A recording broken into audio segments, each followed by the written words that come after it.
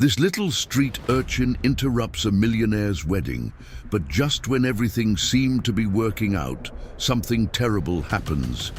Please comment and rate my story from 0 to 10. Your opinion is very important, and subscribe to my channel to support my work. I'm counting on your help. The sound of the chapel bells echoed majestically through the great metropolis when the small figure burst through the main doors of the luxurious church. The 4-year-old girl, so frail she looked barely 2, ran down the central aisle with a determination that contrasted drastically with her vulnerable appearance. Her bare feet slapped against the polished marble as 200 guests turned in absolute shock. "Don't marry her!" The cry cut through the solemn air like a sharp blade, making even the ornamental flowers seem to tremble in their elaborate arrangements. At the altar, the widowed millionaire froze. His 30 years had taught him to control his emotions, especially after losing his first wife 3 years prior. His fortune, built through shrewd investments on Wall Street and strategic plays in the stock market, had given him power over almost everything in his life. But at that moment, faced with this unexpected child, he felt utterly helpless. The socialite beside him, resplendent in her imported lace gown that cost more than many families saw in a year, paled instantly. Her perfectly manicured hands trembled as her eyes locked on the small object the girl clutched to her chest.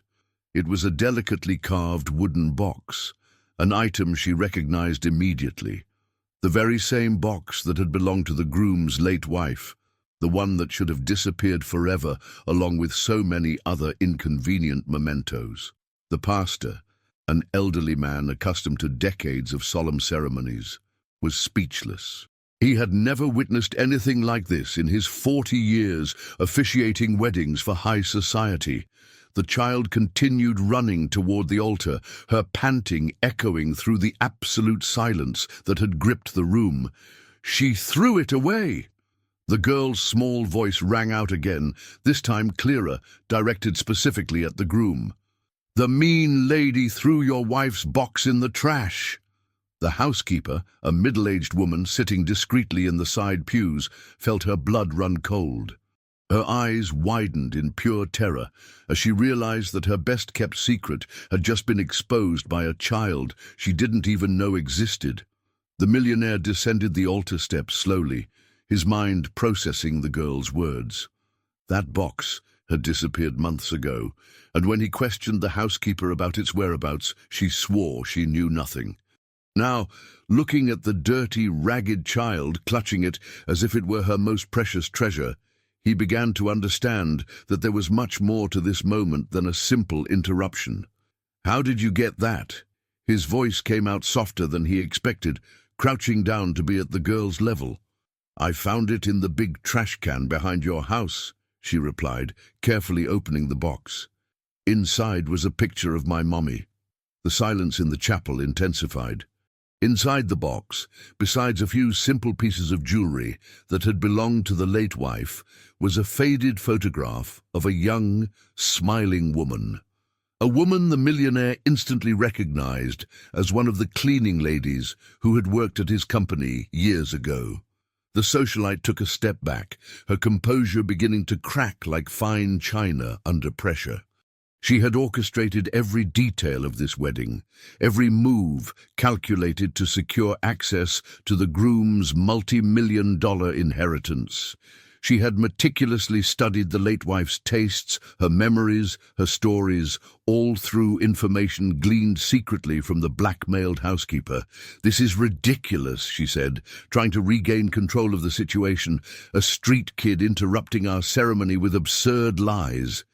But the millionaire wasn't listening anymore. His eyes were fixed on the photograph the girl held so carefully.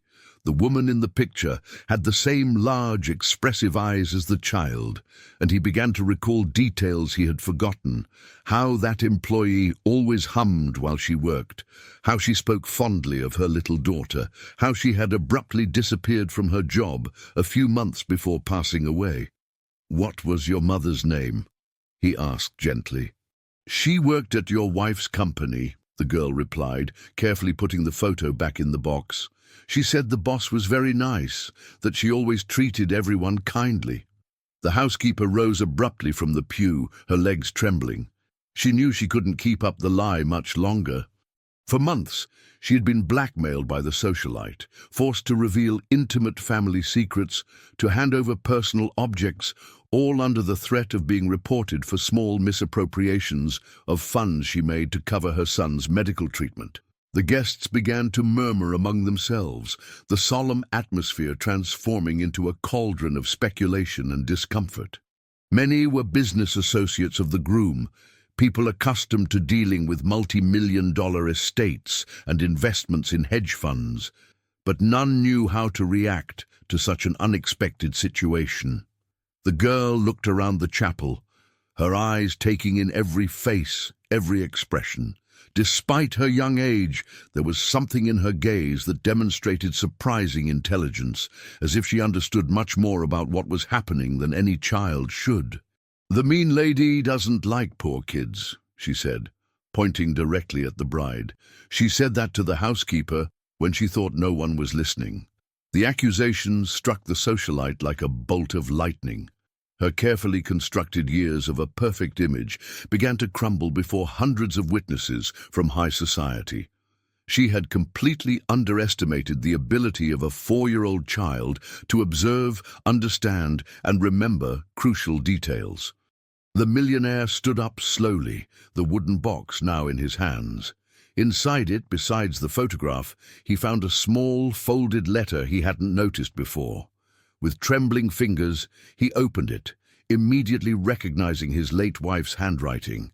It was a letter of recommendation, praising the honesty and dedication of the girl's mother, dated just 2 weeks before the employee's mysterious dismissal. At that moment, looking at the courageous child who had risked everything to interrupt a charade, the millionaire understood that his life was about to change in ways he could never have imagined. 2 weeks had passed since the interrupted wedding, and the millionaire's mansion seemed haunted by heavy silences and unsaid truths. The 4-year-old girl slept in the most luxurious guest room she had ever seen, but still woke up every night, searching for the dark corners where she used to hide on the streets. The businessman walked through the marble hallways of his estate, observing how the child's presence had completely altered the dynamic of his home. His fortune, accumulated through decades of smart investments in stocks and high-yield funds, had always given him control over everything. But now he found himself lost in the face of a situation that money couldn't solve. The housekeeper had been avoiding his eyes for days. Since the revelation in the chapel, she could barely perform her basic duties, carrying the weight of guilt like a stone in her chest. She had thrown away the wooden box 3 months ago, following the orders of the socialite, who was blackmailing her with evidence of small financial deviations she made to cover her sick son's treatment. "Sir," she finally mustered the courage to speak, finding him in the library. "I need to tell you everything." He looked up from the financial documents he was reviewing, reports of his investments in Bitcoin and other cryptocurrencies that had been generating substantial profits. But at that moment, not even the impressive numbers of his net worth could distract him from the emotional storm he was experiencing. "She knew everything about your late wife," the housekeeper continued, her hands trembling. "The bride, she forced me to tell intimate stories, personal tastes, memories that only someone very close would know. She threatened to report me if I didn't cooperate." The confession landed like a hammer on his conscience. For months, he had felt connected to the socialite in a way he considered almost magical, as if she understood deep aspects of his personality that few knew. Now he discovered that it was all a carefully orchestrated charade. "And the girl's mother?" he asked, his voice controlled but with a dangerous underlying tension. The housekeeper closed her eyes, as if the words were knives cutting her throat. "The socialite found out she had worked here. She said that an employee who knew intimate family secrets posed a risk. She forced me to invent an accusation of theft." The silence that followed was deafening. The millionaire felt his worldview crumbling like a house of cards. The simple, honest woman who always greeted everyone with a genuine smile had lost her job because of a calculated lie, leaving a small daughter helpless when she later passed away. At that moment, the girl appeared at the library door, her small feet making a soft noise against the floor. She was carrying a drawing she had made with colored pencils found on the kitchen table, a rough but touching portrait of a smiling woman next to a child. "It's my mommy," she said, proudly showing off her artwork. "She always said that one day I would live in a beautiful house like this." The millionaire's heart ached in a way he hadn't felt since the loss of his wife. He had built a financial empire, diversified his investments between real estate, tech stocks, and precious metals like gold. But he had never learned to deal with the emotional vulnerability that this child awakened in him. During the following days, he hired private investigators to find out more about the socialite and her connections. What he discovered was a complex web of manipulations that extended far beyond his own life. She had approached other wealthy men in the city, always using information obtained through blackmailed employees or people in vulnerable situations. The girl, in turn, demonstrated a surprising ability of observation. She casually mentioned that she had seen the socialite talking to a different man in an expensive restaurant, someone she called Special Uncle. The child's description perfectly matched the millionaire's closest partner in the company, a married man who had always shown support throughout the fraudulent relationship. "She touched her belly and smiled," the girl added innocently, "like ladies do when they're going to have a baby." The revelation hit the millionaire like a punch to the stomach. Not only had he been emotionally deceived, but he discovered that the woman he almost married was pregnant by another man, his own business partner. The whole plan had been orchestrated not only to access his inheritance, but to ensure she had permanent control through a child who would be officially recognized as his. The housekeeper, freed from the weight of the secret, began to reveal more disturbing details. The socialite had meticulously studied the routine of the house, the employer's habits, even his culinary and musical preferences. She knew exactly when he was most emotionally vulnerable, using this information to present herself as the perfect companion at the ideal moment. She said rich men are easy to manipulate, the employee confessed, that they get so used to buying solutions that they can't distinguish between genuine love and financial interest. The millionaire's family, formed by people who had built their wealth through generations of conservative investments in treasury bonds and traditional applications, began to pressure him to hand the girl over to the competent authorities. They considered the child's presence a stain on the family reputation and argued that she could be a source of blackmail in the future. "You can't raise a street kid," his older brother argued during a tense meeting in the living room. "Our family has an asset to protect. Think about your social standing." But something had changed deeply in the millionaire. Watching the girl play silently in the garden, creating imaginary castles with stones and twigs, he saw a purity that his wealth and social position had inadvertently corrupted in his own life. The child asked for nothing but security and affection, two elements that his fortune in dollars and euros could not automatically buy. The investigation revealed that the socialite had manipulated at least 3 other wealthy men in the region in the last 5 years, always following similar patterns of approach and emotional blackmail. In all cases, she had used people in vulnerable situations to obtain privileged information about their personal lives. One night, while the girl was sleeping, the millionaire found a letter hidden among the few belongings she possessed when she arrived at the mansion. It was a message from her mother, written in simple handwriting but full of love, asking her daughter to always try to see the good in people, even when the world seemed cruel and unfair. "If one day you find someone powerful who can help other children like us," the letter said, "remember that true wealth lies in using what we have to do good."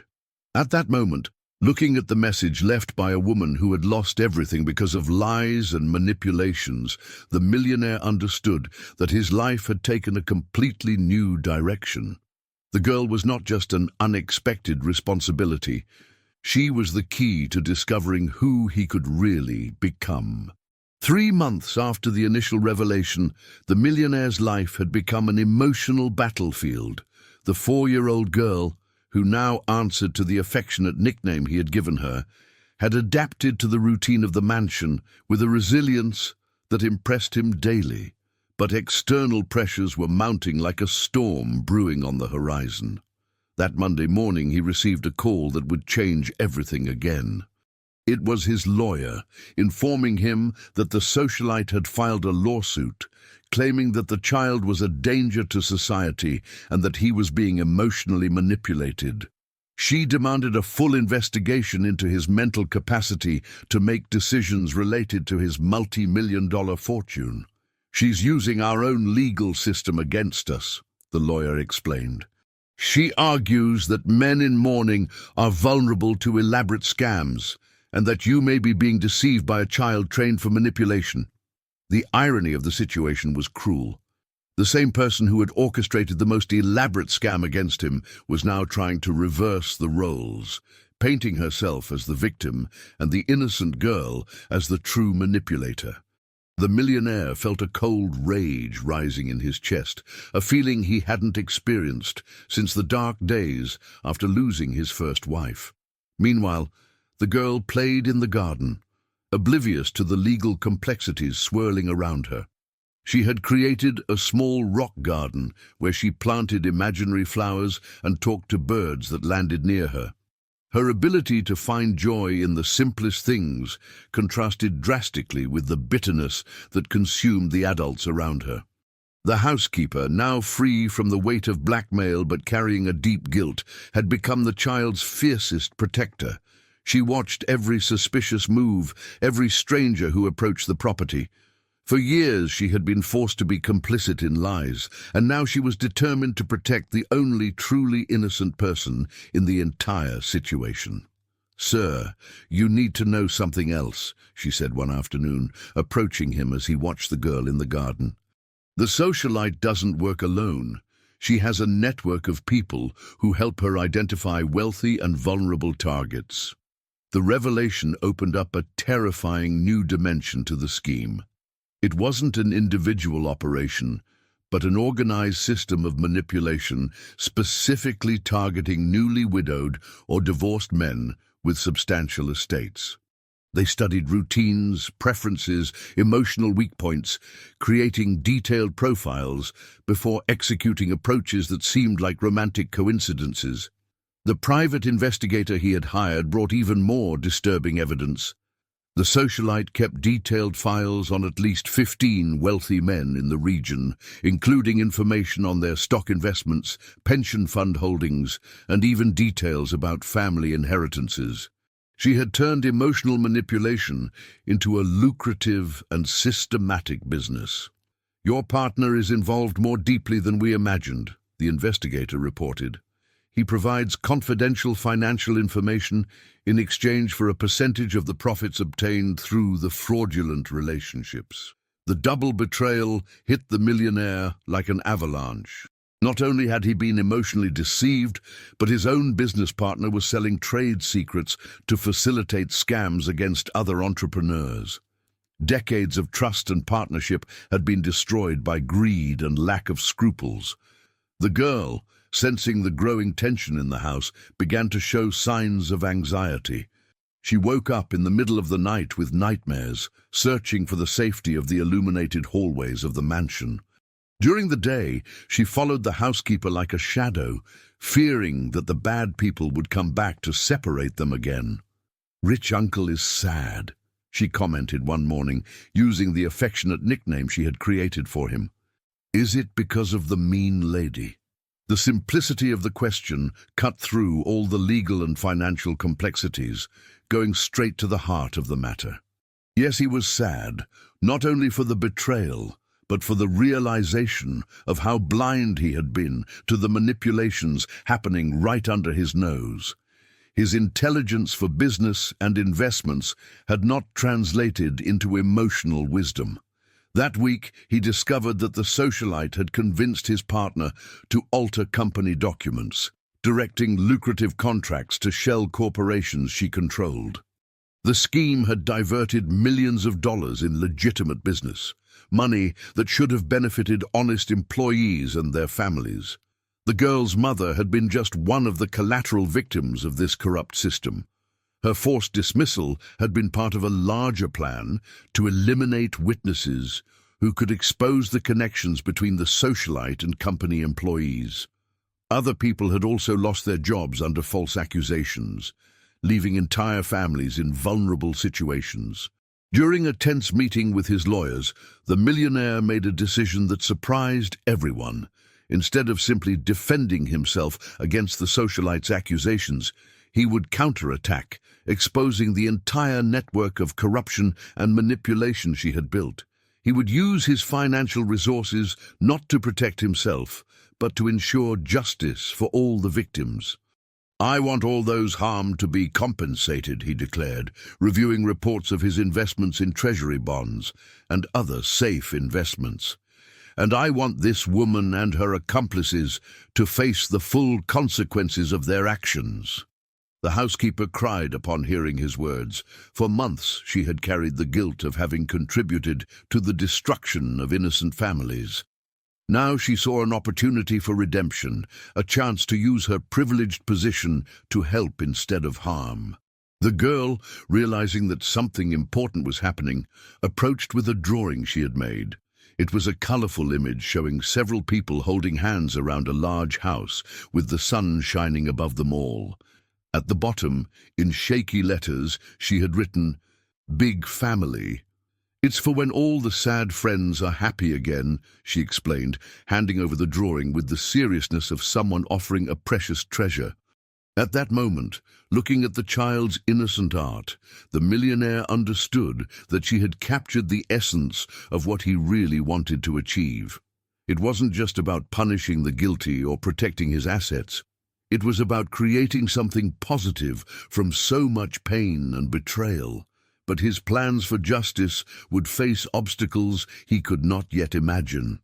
The socialite and her accomplices would not give up easily, and were already preparing a final, desperate move that would put both him and the girl in real danger. The battle for truth was just beginning, and the coming weeks would test not only his wealth and influence, but his determination to protect the only person who had brought genuine light back into his life. 6 months had passed since that memorable day in the chapel, and the great final revelation was about to emerge from a completely unexpected source. The 4-year-old girl, now with shiny hair and rosy cheeks after months of proper care, was playing quietly in the library when she found a folder hidden behind old books. The millionaire was reviewing reports of his cryptocurrency investments when she approached with the document in her small hands. His financial holdings had grown substantially in recent months, but he had discovered that true wealth wasn't in the numbers in his bank account, but in the transformation that this child had brought to his life.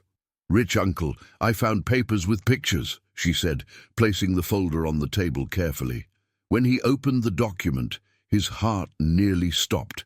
They were photographs, letters, and contracts that revealed the full extent of the socialite's scheme. But the most shocking thing was a birth certificate showing that she had been married before, not once but 3 times, always to wealthy men who had lost their fortunes under mysterious circumstances. The housekeeper, who had developed a fierce protective instinct toward the girl, examined the documents with wide eyes. "Sir, these papers were in the late Mrs. room. She must have discovered something about this woman before." The implication hung in the air like a heavy cloud. His first wife had discovered the truth about the socialite, and that discovery may have cost her much more than he had ever imagined. The accident that took her 3 years ago began to take on darker contours in his mind. During the following weeks, the investigation revealed that the socialite had approached him much earlier than he thought. She had studied his life for more than 2 years, collecting information not only through the blackmailed housekeeper, but also through a network of contacts that included bank employees, investment brokers, and even restaurant workers he frequented. She knew about every holding of yours, every stock investment, every transaction in your account, the investigator explained. She had access to information that not even your closest relatives knew. But the most impactful revelation came when they discovered that the treacherous partner was not just an accomplice, he was the true mastermind behind the socialite. It had been he who had trained her in the arts of financial and emotional manipulation, using his position in the company to identify vulnerable and lucrative targets. Her pregnancy was part of an even more elaborate plan to ensure permanent control over million-dollar inheritances. The girl, with her exceptional memory, began to provide details that not even the investigators had been able to uncover. She remembered conversations she had overheard while living on the streets, people mentioning the beautiful woman who married rich men and how some of those men got very sick afterwards. She always carried medicine in a small bag, the child commented casually, describing encounters she had witnessed, and then the men got confused, as if they had forgotten important things. The pattern that emerged was terrifying. The socialite not only emotionally manipulated her victims, she subtly drugged them, causing mental confusion that facilitated transfers of property and alterations of wills. The millionaire realized that he himself had experienced episodes of forgetfulness and disorientation during the months he dated her. When they finally confronted the partner with the evidence, he broke down completely. In exchange for a reduced sentence, he revealed the entire scheme, an organization that had operated for more than a decade, victimizing dozens of wealthy men in various cities. The stolen money was laundered through investments in Bitcoin and other cryptocurrencies, then redistributed among the members of the gang. The socialite, realizing that her network was collapsing, made a final desperate attempt to turn the tables. She publicly claimed that the millionaire had kidnapped a street child to blackmail honest people, painting herself as a defender of social justice against the corrupt elite. But her strategy backfired when the housekeeper, finally freed from fear and guilt, decided to publicly reveal the whole truth. In an emotional interview broadcast by several television channels, she confessed her involuntary participation in the scheme and asked forgiveness from all the families who had been harmed. "I was a coward for years," she said, tears streaming down her face. "But this innocent girl taught me that it's never too late to do the right thing." The socialite's trial became one of the most closely watched cases in the region. Dozens of victims and their families testified, revealing a systematic pattern of manipulation and theft that had destroyed lives and fortunes over more than a decade. The fraudulent investments in shell corporations and non-existent funds had diverted more than $50 million. Throughout this period, the girl continued living in the mansion, gradually adapting to the new reality. She attended a private school, took drawing and music lessons, and gradually lost the constant fear she had carried during her early years of life. Her transformation was a daily reminder of the power of compassion and second chances.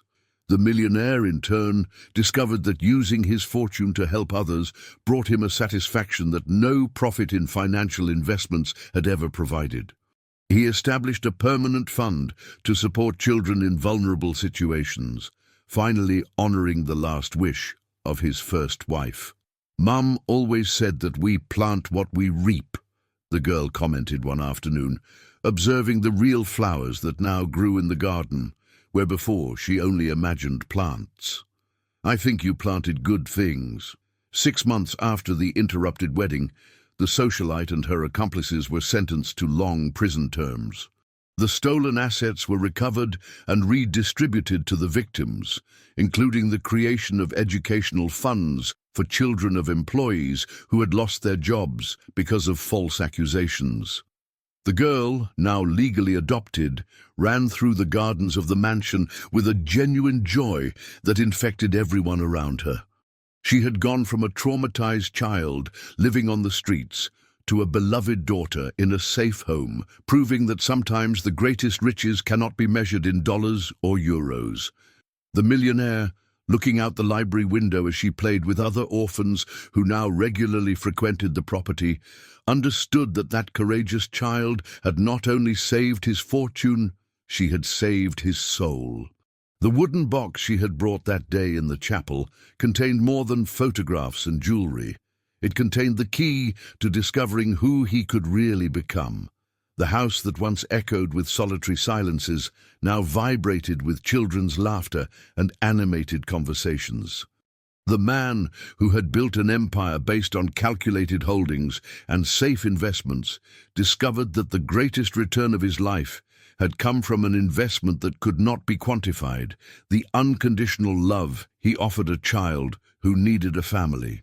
And so, the story that began with a desperate cry in a chapel ended with a family rebuilt and a community of children who had found hope through the courage of a 4-year-old girl who refused to remain silent in the face of injustice. If you enjoyed this wonderful story, please comment and rate it from 0 to 10. Your opinion is very important.